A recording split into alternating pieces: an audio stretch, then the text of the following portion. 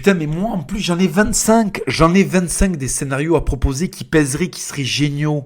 Mais vraiment des trucs géniaux. Vraiment, moi, j'en ai à l'appel. Je peux en faire sur commande. Je peux en faire même un immédiatement, si vous voulez. Je peux en faire un immédiatement. Allez, c'est parti.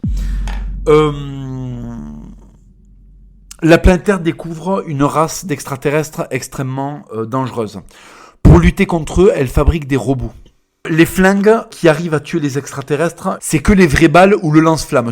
Et en fait, il y a un consortium international parce que tout d'un coup, la Terre, en fait, est obligée de s'unir pour aller faire la guerre à ces extraterrestres qui sont très développés. Parce qu'en fait, on finit par aller sur la planète des extraterrestres et on se rend compte que c'est une jungle. Et les extraterrestres, bien sûr, ils ont des gueules entre le scorpion et la crevette, ok ? Bon. Là, déjà, tu vois, tu mets un personnage qui a un cigare, qui lâche des punchlines et en fait, il a des origines indiennes. Et dans le crew, tu mets un américain d'origine allemande et un autre qui est afro-américain. Tu mets une meuf mexicaine à gros seins.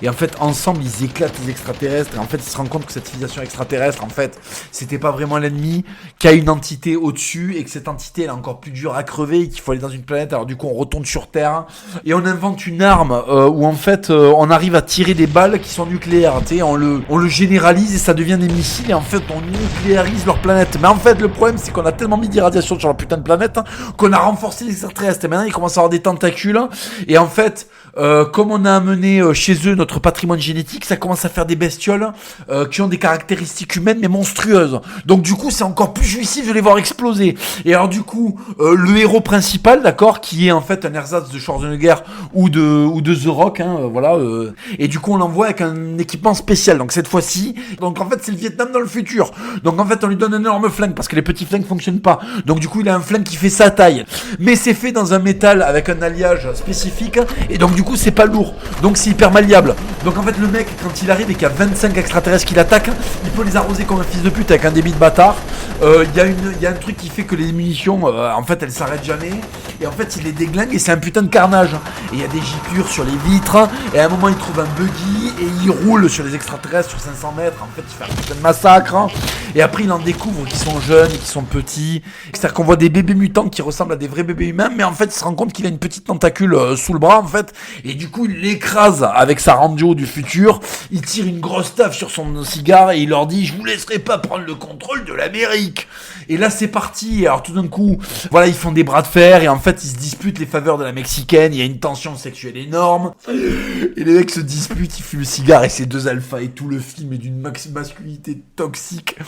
Et tout d'un coup le président des États-Unis, qui est joué par Arnold Schwarzenegger, leur dit: les mecs, cette extermination ne va pas assez vite, on a un compte à rebours. Oui, parce qu'en fait voilà, on a réussi à poser une bombe, je sais pas quoi, on a envoyé les Chinois qui ont réussi à poser une bombe, ou les Japonais, et en fait il y a une bombe, les Japonais ont réussi à mettre une bombe dans le nid de la truc, mais il faut que les Américains aient récupéré quelque chose, parce qu'en fait il faut qu'on ramène un mutant sur Terre pour pouvoir l'étudier. Il monte dans ce buggy spécial avec des tourelles, qui a un pare-choc, et en fait le pare-choc en dessous il y a des tronçonneuses qui s'actionnent, donc à un moment il traverse 500 mètres de mutants et il les découpe et ça fait de la bouillasse, et en fait à un moment on sent que les mutants ça commence à s'agglutiner, alors du coup ils électrisent les types, ils les font brûler, ils envoient un coup de lance-flamme, ça brûle tout le monde sur un rayon de 600 mètres, tout ça bien sûr avec une bande son style gros Highway to Hell en fait. Là, ils montent dans le buggy, là. Ils rechargent leur flingue, ils allument un cigare. Ils actionnent le levier de vitesse. Ils commencent à rouler. Paf, il y a une pente, là, paf, ça fait sauter la voiture. Il y a une espèce de drapeau américain qui se déploie. Et là, ils arrosent parce que les putains de mutants arrivent.